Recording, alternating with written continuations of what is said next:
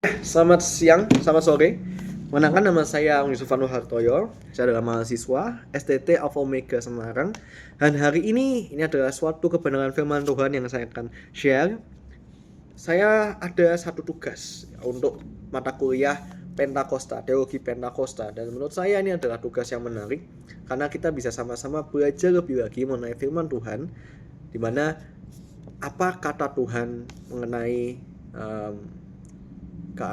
kenabian, pengungkapan-pengungkapan Tuhan yang Tuhan kasih, yang kita akan sama-sama bahas dalam Efesus 4 ayat 11 sampai 13. Dan sebelum itu, mari sama-sama kita akan baca Efesus 4 ayat 11 sampai yang ke-13.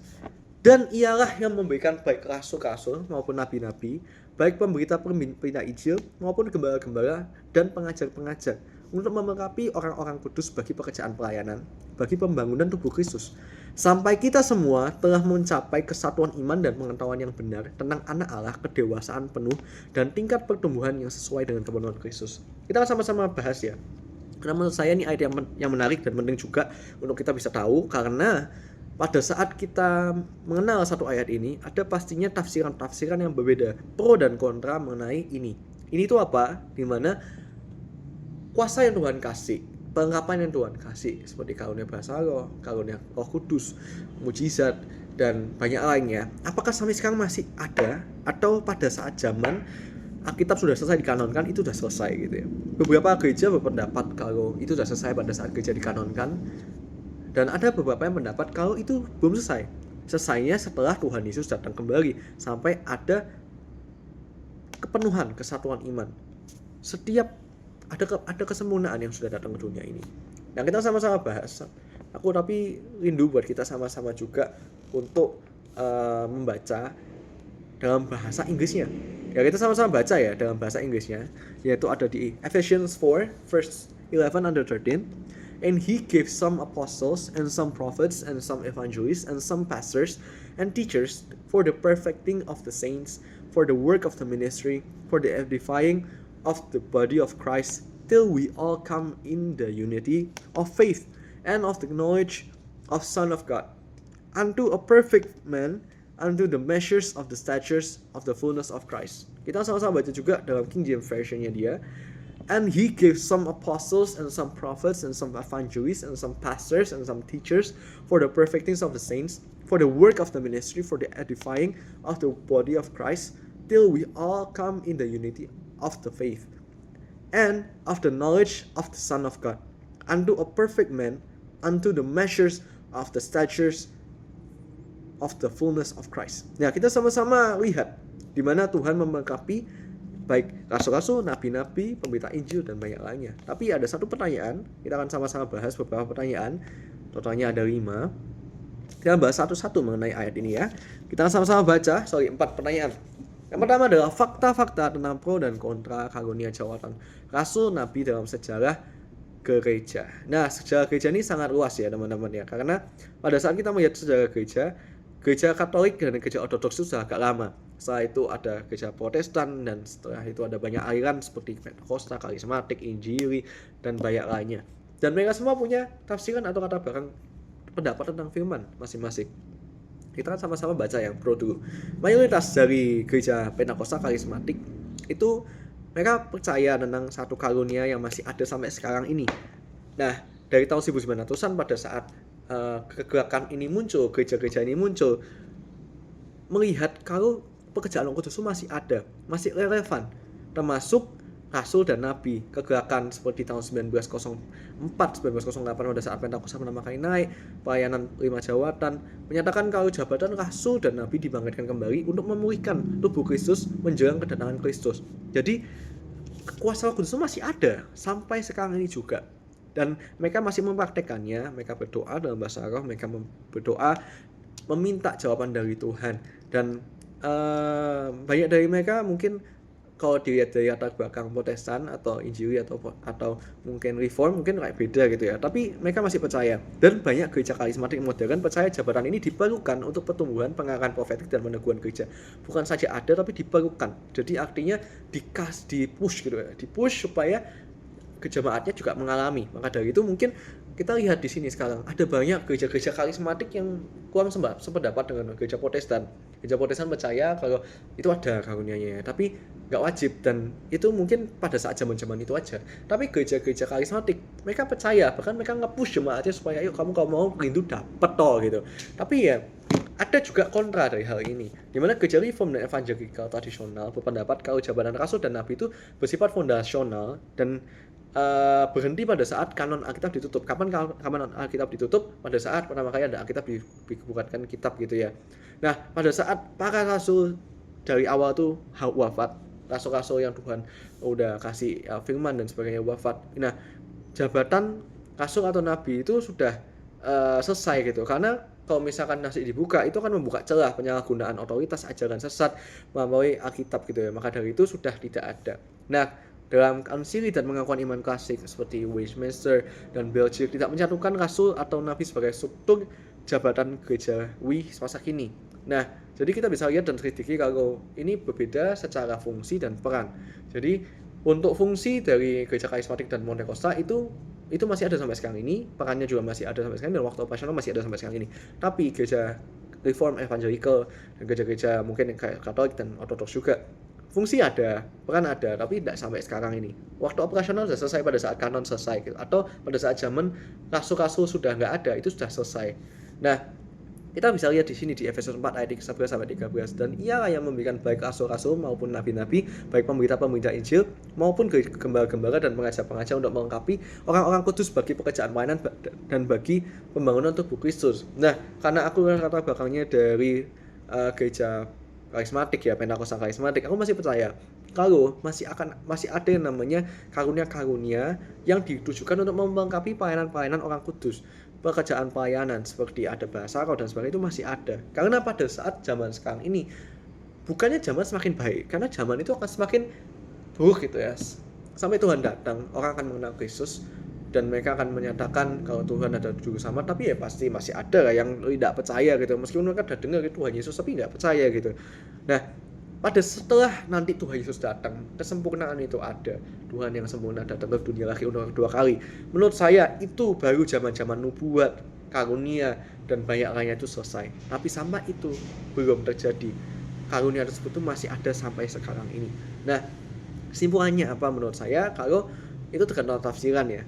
Tapi tafsiran yang saya percaya adalah Tuhan itu memberikan penolong dan menghibur buat kita. Buat kita tuh bisa melaksanakan kehidupan kita, pelayanan kita dengan baik. Nah, hal tersebut itu kita kalau misalnya imani dan percaya, aku percaya Roh Kudus pasti akan juga dikasih sama kita lagi. Dalam artian karunia itu masih ada. Tuhan Allah Bapa ada di atas, Tuhan Yesus yang ada di bumi bersama-sama dengan kita menuntun jalan kita, dan Tuhan Roh Kudus, Allah Roh Kudus itu yang memberikan kita penyertaan dan penolong dan penghibur, arahan gitu ya. Jadi masih ada menurut saya sampai sekarang ini. Nah, setelah itu untuk pertanyaan kedua, kita akan sama-sama bahas penyelidikan Alkitab tentang karunia jawatan rasul, nabi, dan fungsi tujuan atau peran tugas dalam waktu operasional dalam gereja. Kita sama-sama akan bahas ini satu-satu ya. Jadi yang pertama, rasul itu ada duta langsungnya Kristus. Jadi itu ada murid-murid Kristus, ada 12 murid, tapi Yudas kan tidak dihitung jadi murid. Ada Matias juga pengganti murid. Setelah itu ada Paulus, Rasul Paulus. Nah, penerima wahyu, penetap pondasi gereja. Jadi pada saat awal pertama kali ada gereja awal, itu pondasinya ya Rasul Paulus, karena dia rasul-rasul, karena rasul-rasul ini rasul Tuhan Yesus. Nah, saat itu ada nabi, itu adalah menyampaikan firman atau kehendak Tuhan, seringkali menyangkut masa kini, kadang masa depan, mengkuat, menasihati dan menegur jemaat. Ya, kita sama-sama bisa juga baca dalam ayat yang ada di dalam Alkitab ya, di mana dikatakan di 1 Korintus 4 ayat 3, tetapi siapa yang bernubuat, ia berkata-kata kepada manusia, ia membangun, menasihati, dan menghibur.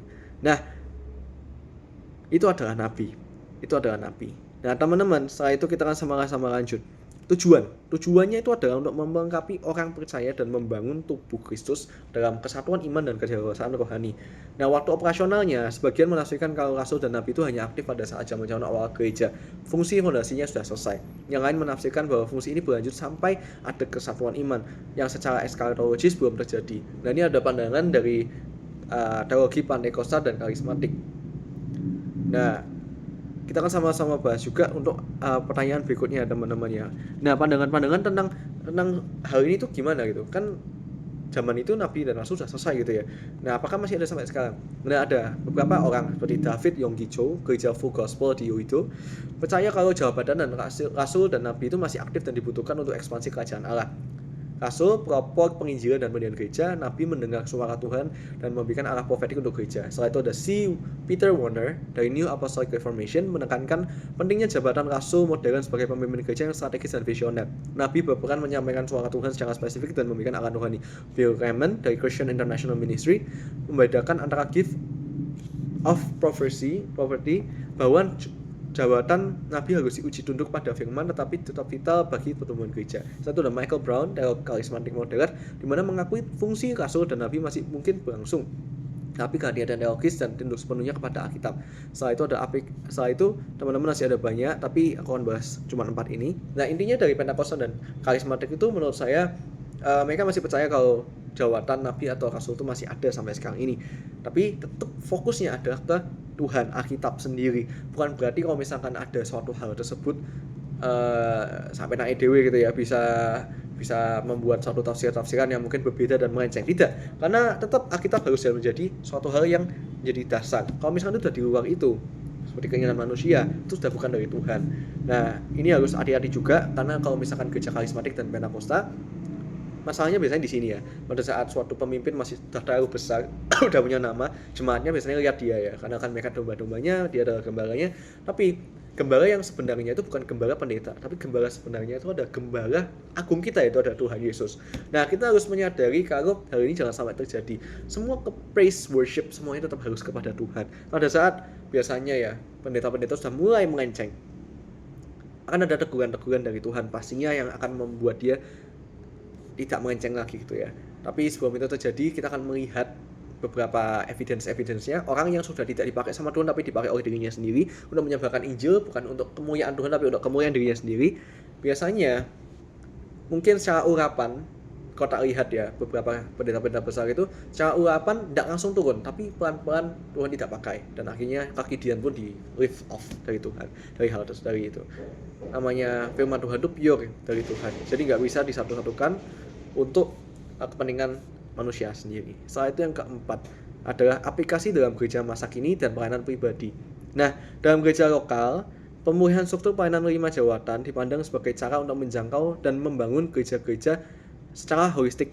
Beberapa gereja merujuk kepada rasul gereja atau nabi gereja yang dianggap punya otoritas dan pewahyuan strategis. Perlu uji nubuat dan otoritas Alkitab sangat ditekankan untuk mencegah penyesatan. Dalam pelayanan pribadi, orang percaya bisa menerima karunia profetik tanpa menyandang jawatan nabi. Pelayanan tersebut apostolik bisa terjadi saat seseorang memulai misi baru, membuka ladang pelayanan dan membangun komunitas baru secara rohani. Tetap perlu integritas, bimbingan gereja, dan kerendahan hati dalam penggunaan karunia. Nah, kesimpulannya teman-teman, di dalam pendukung karunia berlanjut, penolak karunia berlanjut, fungsi jawaban dan sebagainya. Nah, kita percaya kalau misalkan gereja kini itu masih ada yang namanya karunia-karunia ini, nabi dan rasul. Tapi dalam konteks mereka itu sebagai pengajar dan gembala ya, kalau tak lihat ya. Karena Tuhan Yesus juga berkata kalau jauhilah nabi-nabi palsu dan sebagainya itu, dan jauhilah ajaran-ajaran sesat dan sebagainya. Nah, kita tetap harus tahu dan kita harus mengevaluasi untuk yang namanya suatu tafsiran dalam Alkitab itu harus diuji, harus diawasi, dan juga harus fokusnya kepada Tuhan Yesus, yaitu Alkitab sendiri. Jangan sampai kalau kita itu melihat penyesatan dan klaim palsu dan akhirnya kita merasa ya udah gitu. Kita harus menjadi seseorang yang mengetahui dan mengenal firman Tuhan lebih lanjut. Nah, aplikasi masa kini yaitu adalah gereja adalah fokus kepada pengembalaan dan pengajaran. Nah, berikut adalah setiap dari 4 pertanyaan yang sudah saya sampaikan. Intinya adalah siapapun latar belakang kita ya, menurut saya Tuhan itu bekerja bukan melalui pemikiran manusia. Jadi intinya kalau misalkan ada gereja yang percaya kalau Roh Kudus itu sudah selesai pada saat kanonisasi dulu, Nah, ada gereja juga yang percaya kalau masih ada sampai sekarang ini. Nah, intinya kalau misalkan itu memuliakan Tuhan dan mengenangkan Kristus kepada kehidupan mereka dan bukan jadi suatu hal yang bisa diperdebatkan, ya yang penting kan Tuhan memberikan kita amanat agung untuk menyebarkan setiap Injil. Kalau misalkan kita minta sama Roh Kudus untuk memberikan kita kekuatan, ya sudah, itu kerinduan kita. Tapi kalau misalkan ada yang nggak mau gitu ya, percaya kalau enggak, ya sudah, akan ada perbedaannya. Pada saat orang itu minta sama Tuhan buat, Tuhan aku kasih kamu kekuatan, Roh Kudus mau berbicara pada hidupku, dia akan dipelengkapi dan dikuasai kekuatan. Tapi pada saat orang itu merasa sudah selesai, nah capeknya itu adalah dia akan menggunakan kekuatan dia sendiri. Tapi hal ini sebenarnya harusnya nggak jadi perdebatan yang sedemikian rupa, karena tujuan kita di dunia ini bukan untuk memperdebatkan satu sama lain tafsiran teologi masing-masing, tapi untuk bersatu dalam unity of Christ. Pelayanan tubuh Kristus itu melengkapi. Pada saat satu gereja memiliki kelebihan dalam satu titik, kita lihat itunya, jangan kelemahannya. Karena pada saat kita lihat kelebihan itu melengkapi semua gereja, bukan saling menyerang. Nah, di Indonesia ini kita ada orang yang dari latar belakang banyak sekali, ada orang dari latar belakang Ortodoks, Katolik, Kristen Karismatik, Injili, Protestan, sebagainya. Bukan berarti aku menguniversalkan semuanya ya. Aku percaya kalau Tuhan Yesus ada juru selamat satu-satunya, dan dia adalah pribadi yang memberikan satu-satunya jalan kebenaran dan hidup. Nah, dalam konteks itulah kita harus lihat dan percaya kalau misalkan ajaran masih ajarannya masih sesuai, itu adalah masih oke gitu ya. Bukan berarti kayak kita membuat aliran lain itu sesat gitu. Dan kita jangan sampai ngomong kalau mereka masih tinggal di dalam kehidupan masa lalu. Menurutku itu kurang tepat sih, karena mereka punya tafsiran sendiri, ini punya tafsiran sendiri. Nothing buat diperdebatkan, itu adalah pelayanan yang saya melengkapi. Jadi kesimpulan dari hari ini aku share, untuk permasalahan Rasul dan Nabi berdasarkan Efesus 4 ayat 11-13, itu masih ada, tergantung kamu mau menganggap itu ada atau tidak. Karena Tuhan sudah memberikan secara cuma-cuma, dan kita tidak bisa secara manusia kayak membuat kayak ketok palu sudah selesai gitu. Itu adalah amanat agung yang Tuhan kasih buat semua orang yang percaya, bukan cuma Rasul, Nabi. Karena semua orang di mata Dia adalah sama. Kita adalah murid Kristus, kesayangan Kristus. Kamu jadi pendeta, jadi hamba Tuhan, jadi pelayan Tuhan, koco gitu ya, kayak misalkan makiri gitu, pelayanan parkir, itu pun semua sama. Gak ada yang lebih besar dan lebih kecil di hadapan Tuhan. Karena buat aku, Tuhan itu baik ya. Dia melihat kita itu semua sama.